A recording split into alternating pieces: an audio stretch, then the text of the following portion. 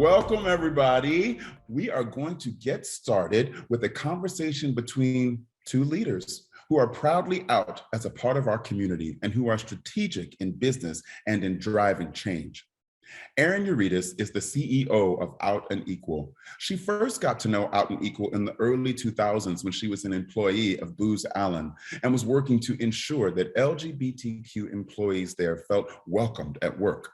She went on to join the Out and Equal Board of Directors, co-found the Out and Equal DC chapter affiliate, and serve as co-chair for the Out and Equal Summit in 2007 before becoming Out and Equal CEO in 2018. Erin, girl, you're making me tired. That is amazing.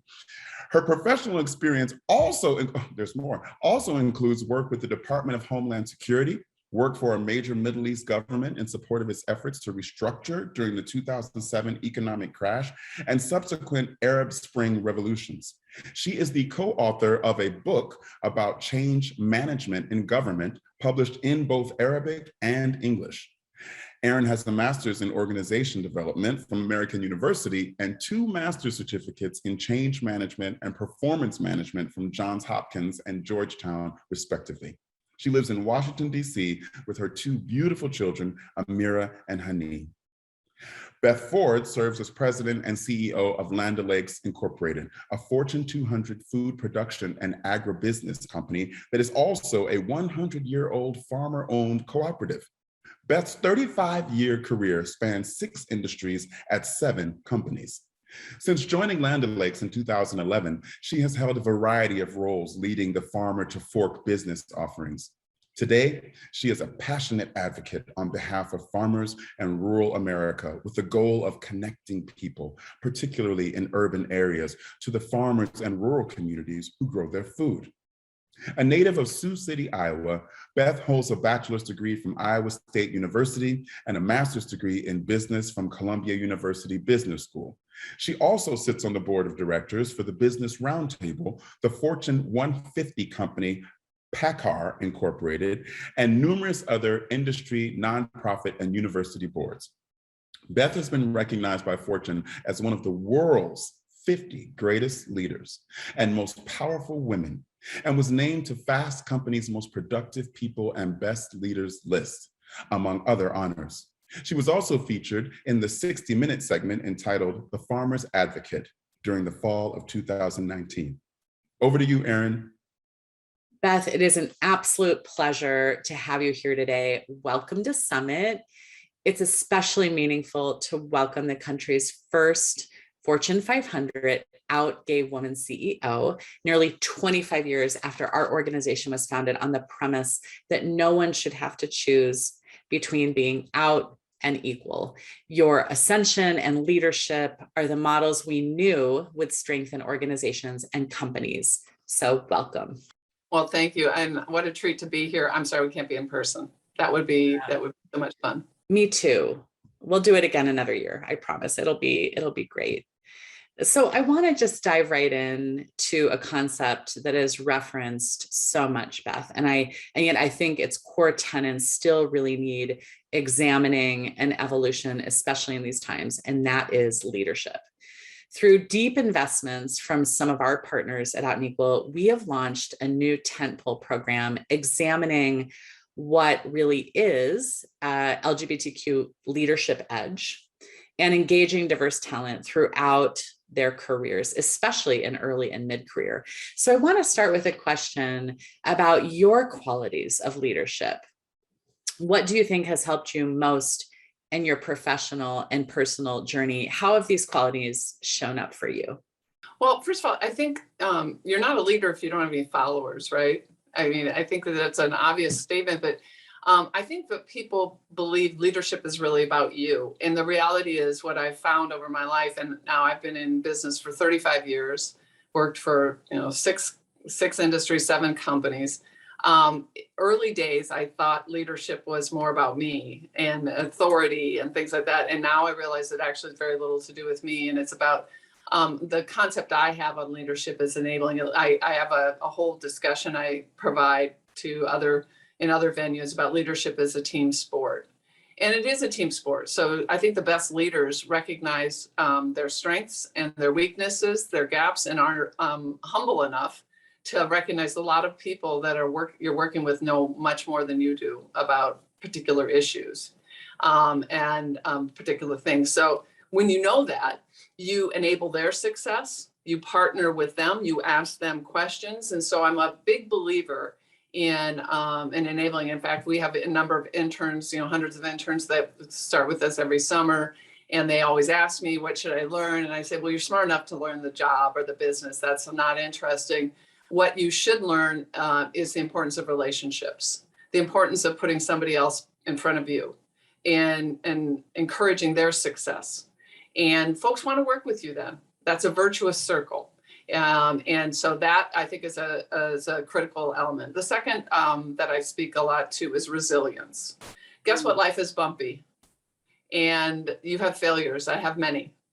And there's success and there's joy and there's sadness and there's tears and all of it. And you should love all of it. You should love all of it because it is part of life. It is life's journey. And so what I say is resilience, because as my mom says, you didn't get stupid overnight. You're going to have a failure. Move on. You don't wear it like an anchor around your neck. And I see this too frequently. And frankly, I see it a lot with females where they have a failure and, it weighs on them so much. And I'm not saying don't accept responsibility or accountability. I am saying learn the lesson, accept the accountability, move on.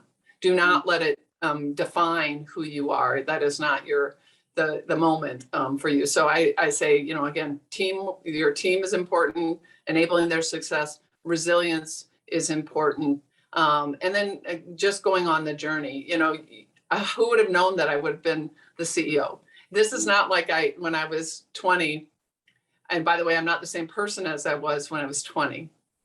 Now in my 50s, I'm a different person than I was in my 20s. But the journey of life has allowed me to have many experiences that put me right here doing the most meaningful work of my life in my career. And I'm excited to get up every day and think about how I can do the best work of my life to make meaningful differences and change, not just in the business. Of course, the business results have to be, fundamental. It's an ante for the game when you're running a business, but rather what is the broader aperture that you can consider when you're thinking about how can you really deliver the best results. So I think that is, an absolute critical element. I really love that. Try to love your failures. And if you can't love them, quickly learn from them, be smart about it and move on because it makes up who we are. Really important advice, I think, and super helpful. And did you have any mentors or even these kind of defining moments you talked about having? We all have them, these transformative career moments. And who helped guide you? How did they help you perhaps navigate moments of self-doubt? Well, interestingly, when I get asked, who's your mentor, who's your sponsor? First of all, I think it's better to be a sponsor than a mentor. My own personal view, a sponsor is engaged in your career, helps facilitate your career, believes in you, advocates for you. And by the way, you don't have to be a senior leader to be somebody's sponsor. I frequently would receive calls, hey, Beth, are you interested in this job? Hey, it's not right for me, but boy, Erin, I met her, terrific. I think you should talk to Erin. And you could do that at any level of an organization. You should again, want somebody else's success. But actually the best mentor I've had in my life is my mother. Here's my mom. She's raised 8 children. She was a nurse. She's got, she was going through RN training when she had me. I was number 5 of 8. I'm a middle child. And then she became a therapist. She went back and got her master's, and then she became a minister. So she said, I worked on their body, their minds, and now their souls. And she's still with us. What a great joy. But why do I think of that? Because her incredible resilience, her incredible optimism, not in that kind of flowery, everything's great. She's a pragmatist, but we were very much a working class poor family. You know, I shared a room with my 3 sisters. I had one drawer that was mine. I always say that I needed the one drawer for the hand-me-downs. You know, I swear that was happening. And so we didn't have a lot, but not unlike others in the neighborhood. But she would constantly make it feel okay. We don't have money for food tonight, you know, but we're having breakfast for dinner because that's what we had, you know, stuff for pancakes. That was great. Just incredible resilience. Now, why do I say this from a career perspective? Because again, you know, as I say, resilience is critical in your career journey. But as well, there was a moment, you say, was there a moment? Well, there was a moment with my mother when I was 11 or 12. And I was throwing a tantrum about something, you know, I don't know. I thought that she should know something and should have done something, and she didn't. Now I'm 6 feet tall. I was probably 5'8", 5'9" then. My mom is small. She's 5'1", 5'2". And I remember, I can picture where we were. I know what she was wearing. I know what I was wearing. And I was like, no, I can't believe this. And she looked at me and she goes, do you think I'm a mind reader?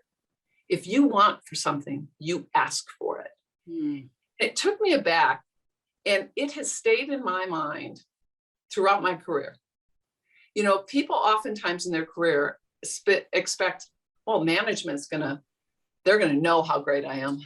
You know, can you imagine? Now, I'm not saying go out and blow your own horn, or they must understand that this is what I aspire to. Don't give everybody credit. You know who cares most about your career? You. Maybe your spouse, but you. And so when you are too afraid or too reserved to ask for what you want or make clear what you want, it really holds you back.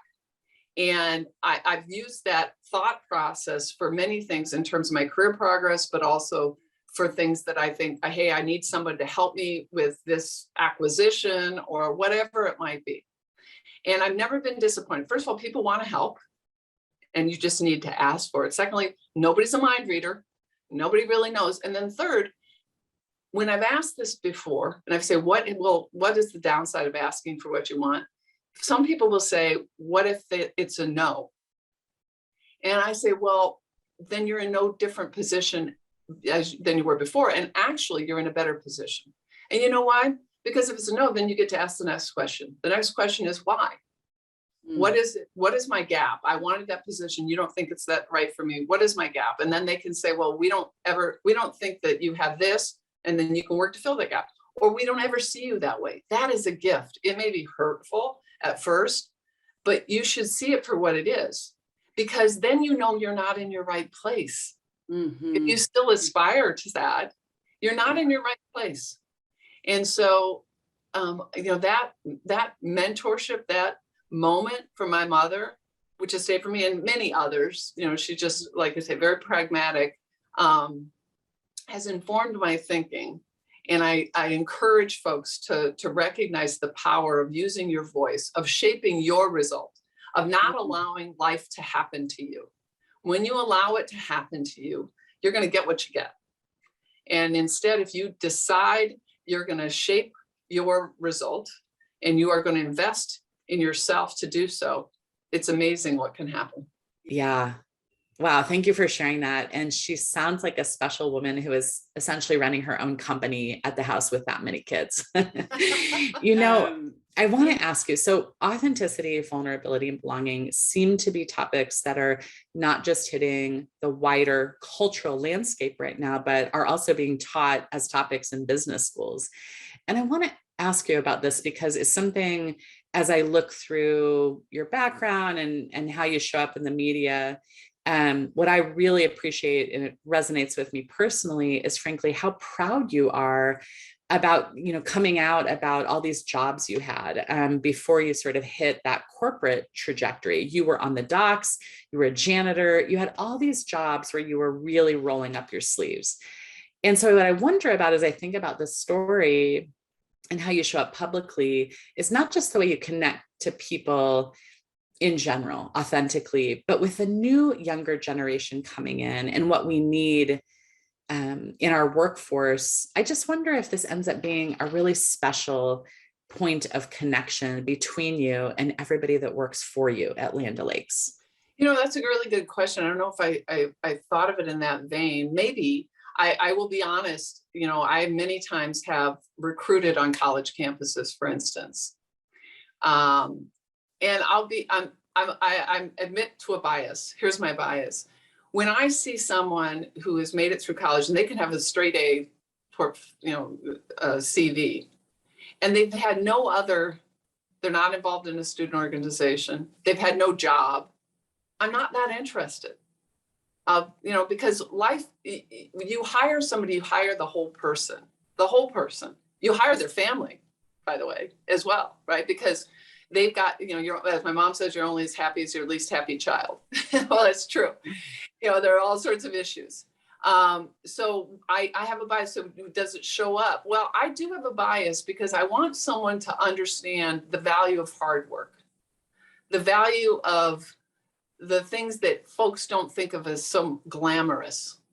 And the reality is, it is what moves both the economy, a company, name it. The mess of the human condition, right? That's what I call it, the mess of the human condition, because it is. And I find the jobs that I've had that are most exciting are people-intensive jobs, meaning a big crew, messy, right? There's always some issue. A lot of times with people issues, I spend a lot of time on people issues. And so that learning, my father was a truck driver. We definitely, my uncle was a truck driver. We were a working class family. I realized the value of leadership, of consistent, optimistic leadership, where you show the value to each person for what they're doing, no matter the job. And so maybe it shows up that way. And as I say, I've hired all the way up to COO, senior vice, name it.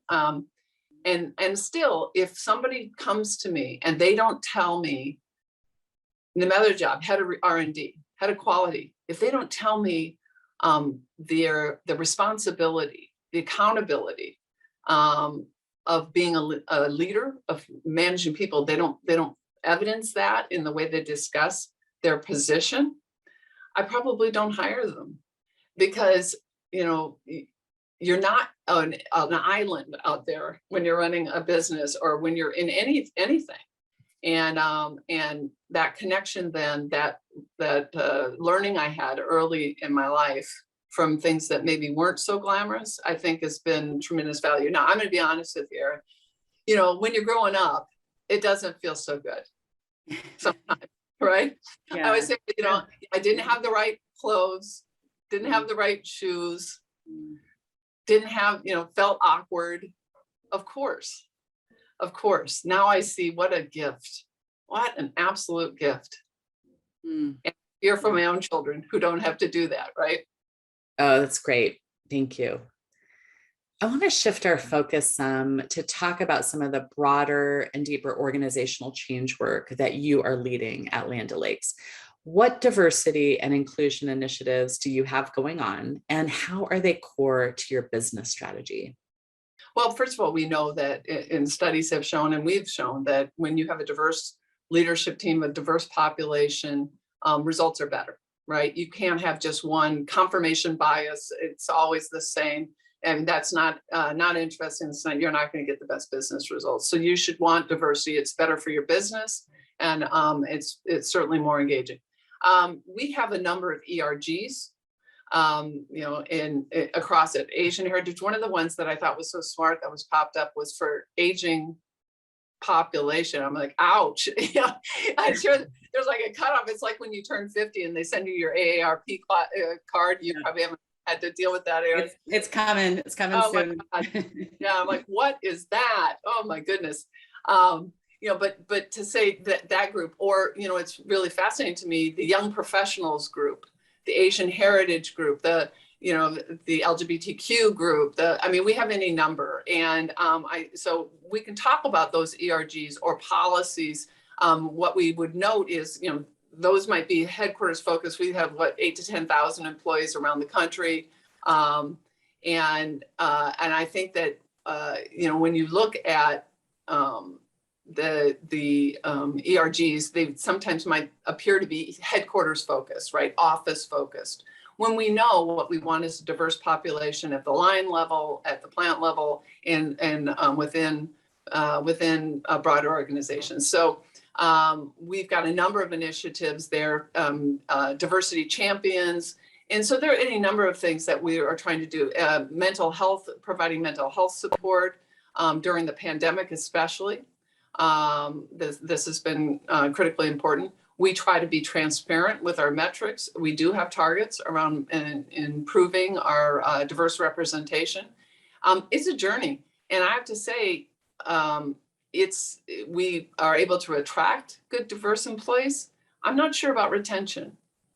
Always, and especially for minority communities, it's harder. And I say this when you say what initiatives, those within the four walls, what we're trying to do is broaden the aperture a bit and talk about diversity more broadly. As I said, you hire the whole family when you hire somebody, and thus the investment in the community, because they leave work and they are living a life in their communities, schools, other areas. So we started our American Connection project, for instance, because in many rural areas where our members are and where our teams are, they lack technology access, which is a great enabler. It's an equity issue. So that American Connection project, we have 163 companies, organizations partnered with us to try to advocate for investment in rural communities and technology investment. This infrastructure bill right now will support broadband access. That's critical.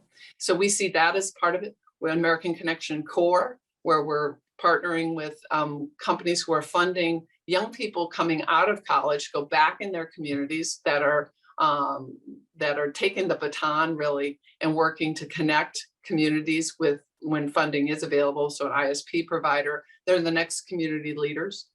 All of those to me are a broader aperture around this idea of the programs for diversity, because you have to show up in a lot of different ways. It's about an equity and an opportunity issue, and technology is a great enabler. We can talk about the policies and things like that, but I think more directly, I want an engaged workforce, and I want the momentum of the corporation, the momentum of the business to be focused on making opportunity available for everybody, and then welcoming everybody to come in and be their authentic self, their best self, to provide kind of the best workforce. Yes, I'm so glad you went into that, because that was really going to be my next question. As I was reading about your journey, and I come from a change management background, what I saw clearly was what I would call a holistic and strategic stakeholder integration, or maybe even more simply, the power of community. And you just spoke to that so beautifully. And besides the investment that OLakes is having in the community, that impact on diversity, I think how you've integrated, your alma mater, you sit on other boards, and you're active in organizations like the United Way. These seem to have, in fact, fueled your career. And I wonder if that's not why your businesses have done so well, because it feels like this very integrated approach. I think the businesses have done well for a variety of reasons, one of which is I have the best talent, right? I mean, it's the people, they're just, I'm just so impressed with how resilient they were and imaginative during a pandemic. I mean, this has been tough stuff. It remains tough. I mean, this is difficult for a variety of reasons. But I think that more importantly, I think we're able to retain employees, or the folks that we are able to attract to do this work are aligned in their joy and their willingness to put effort against something that's broader than the business result. Now, the business result is a fundamental thing that has to be delivered on behalf of the shareholder, the member, the whatever. But rather, I've been saying, I've been CEO now, this is my 4th year, and I don't feel like I'm going to have enough time to change the trajectory in underinvested in, underserved communities. And by the way, this isn't a monolith. I mean, this isn't just the upper Midwest, and this is about every community. Every community in the country has a rural community. the Southeast is especially underinvested in minority communities. In helping to put voice to or engage partners to close this gap is an equity issue. Diverse populations need opportunity. And so I feel pretty strongly that that the responsibility, the opportunity of my role and of the team and of the business doing well and having an elevated posture demands that we have accountability for policy. I'm constantly in DC, policy issues, change to drive change against this narrative of communities that have multiple issues, food shortage. You know, in rural America, 78% of the counties in America that index as food insecure in rural America. Hospitals have shut down. You know, there's no investment in roads and waterways and things like that, and it's not acceptable. I don't know why we should accept it. So, you know, I think both of us have been in our role as CEO for 4 years. And I'm remembering having just started and Parkland happening and the floodgates opening with CEOs and companies more broadly standing up in activist roles and with voices that had not really been used before. And I think companies are seeing themselves, and CEOs are often seeing themselves and their roles in much broader ways that are really benefiting the communities around them. I think it's really, really necessary. Yeah, I do. I think the CEO role has broadened. You know, there are a number of constituencies. You know, people say, well, what did you learn? And I said, you know, I was COO before I was CEO. I was running all the businesses and functions. So it wasn't, I didn't understand the mechanics of the corporation, rather the number of constituencies that you deal with as the CEO. And then those have just broadened and the responsibility is different. There's an expectation from your employees, from your partners, from your shareholders, from members, all of them. And you have to be comfortable. I say be comfortable being uncomfortable, because the job is about making your best decision, you know, using your common sense, sticking to the values of your company, your own values. And that means that there may be folks who don't agree. And, you know, that should be certainly everybody's right to not agree. We've gotten into a bit of a fraught environment now when people don't agree. But I think when you stick home to your values, I think it's where you need to be. Well, it's a great way to wrap up. And I think just on the tail of that, perhaps as our last question, to take this one step further, you know, people who come to Summit are largely navigating their own journey and being out. And as they do that, becoming leaders who can take on this additional role of internal change agent and transforming and ensuring LGBTQ equality within their companies. So what parting advice or words of wisdom would you give to LGBTQ professionals who are attending this week and to our future leaders who are navigating their own careers and this broader role they can play? Well, I mean, I would say a couple of things. One, as I've said, you need to allow yourself to go on life's journey. You know, it doesn't necessarily need to be a plan. I mean, yes, a plan, but no. You know, I've had so many different careers, so many different industries. So you've got to allow yourself, because that journey is full of, as I've said, failure, success, all of those things. And that's part of putting you where you're supposed to be, where you need to be. The second thing is that not everybody's going to be comfortable with that. First of all, keep yourself safe. Keep yourself safe. That's important. You know when you're not safe. But the most important advice I would give, or a statement I make, is you're great the way you are. You do not need to change to be somebody else. You be your best self and be valued for who you are. And if you don't feel valued in your professional life, or if you're not putting in place the programs, or you don't see those in your current company, A, you're not in the right place, but B, recognize the impact, not just for you, but for your fellow employee. It doesn't work. But what you shouldn't want to do is change you. Be your best you, but don't change you. You're great just the way you are. And I can't say that enough, because to your point, I walked into the role. I have been out for 25 years. And think about that. I was fortunate enough, and this board, all of men at that time, 28, voted for me to be the CEO. They knew my family. They knew all of that. It didn't stop my ability to achieve something in my career. And that's because they knew that I was aligned with the values of the company of what could be done, and that I cared about them. I cared about their success. I cared about their families. And I think my view of LGBTQ leaders is that we all know how that feels not to feel valued, but the opportunity to change and to change perception, to change outcomes when you do value others. And so those of you who are attending this, who are making that investment in their careers, making that investment in their companies, I applaud you. I really do applaud you. That is phenomenal. And that's how change can come about. So Beth, what is next or upcoming for Land O'Lakes besides getting out of COVID? And we all know about the supply chain disruption and how you must be dealing with a myriad of business issues. We also know that technology is really kind of at the forefront of agriculture right now. What's coming up for you all this year?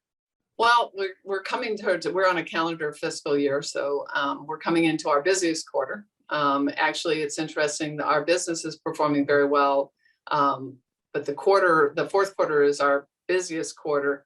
It usually, we own Purina, we own Winfield Technologies, which works with growers, and then we own our dairy business.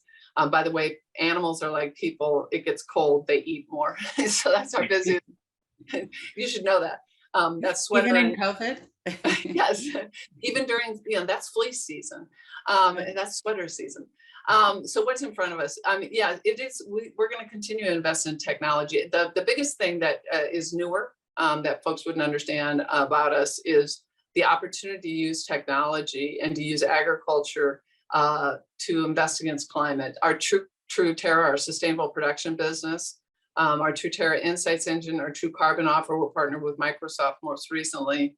We're using data and analytics. These are data intensive models to help a farmer understand how they can improve their sustainable production, get carbon sequestration, and that will allow us not only for them to have a carbon credit and that will be tradable, but also for us to make progress against this climate change challenge that we all see right in front of us. So I would say that that's the most exciting thing. I think that's going to be the fastest growing area of the sector, but really every business is going to be making massive investment against climate and sustainability. So if you are earlier in your career, you're looking for a career path, that would be one I would advocate that you move to, because that is the place corporations will really invest in. And we will ourselves, we believe the fastest opportunity to have a halt against climate will come from agriculture and carbon sequestration and being a carbon sink.